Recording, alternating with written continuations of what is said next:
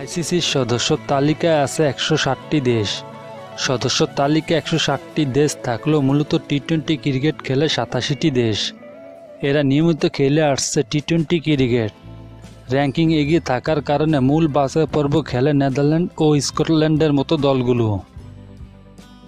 প্রতিটা টি-20 বিশ্বকাপে আগে হয়ে থাকে মহাদেশীয় বাছাই পর্ব।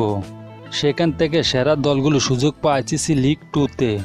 লিগ 2-র চ্যাম্পিয়ন দলগুলো সুযোগ পায় মূল বাছাই পর্বে। সেখান থেকে আসতে হয় বিশ্বকাপে।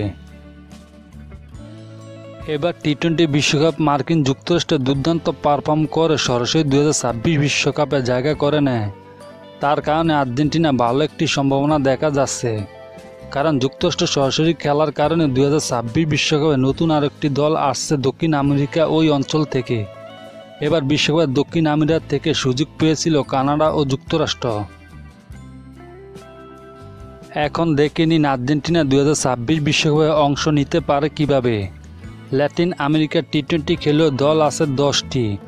এরা হলো Argentina, Brazil, Costa Rica, Honduras, Mexico, Uruguay, Panama, Chile, Ecuador ও ভেনেজুয়েলা।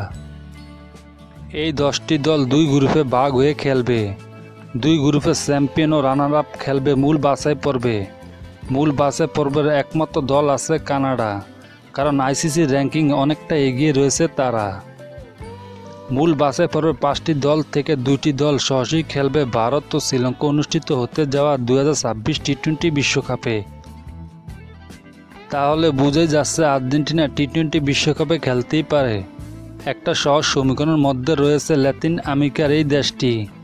ক্রিকেট বিশ্ব দেখতে পাবে নতুন একটি ক্রিকেট খেলুড়ে দেশকে, যা সবাই চমকে যেতে পারে।